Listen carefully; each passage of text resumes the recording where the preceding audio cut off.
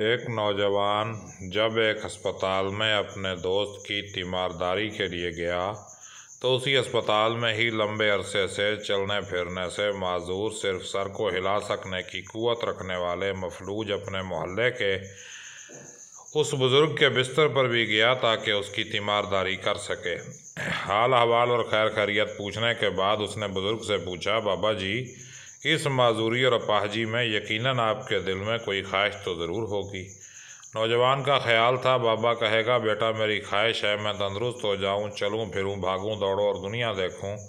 مگر بزرگ نے کہا، بیٹے میری عمر 50 سال سے متجاوز ہے، میرے 5 بچے ہیں، میں 7 سال سے اس چارپائی کا ہو پڑا ہوں۔ مجھے نہ ہی چلنے پھرنے کی خواہش ہے، نہ ہی اپنے بچوں سے ملنے کی کوئی حسرت، اور نہ ہی میں لوگوں کی طرح روزمرہ کی عام زندگی گزارنا چاہتا ہوں۔ نوجوان نے حیرت سے بزرگ کی طرف دیکھا اور پوچھا، تو پھر آپ کیا چاہتے ہیں؟ بزرگ نے بھرائی ہوئی آواز میں کہا، بس میں اس ماتھے کو زمین پر ٹکانا چاہتا ہوں، میری اتنی سی خواہش ہے کہ اس رب کو ویسے سجدہ کروں جیسے دوسرے لوگ کرتے ہیں۔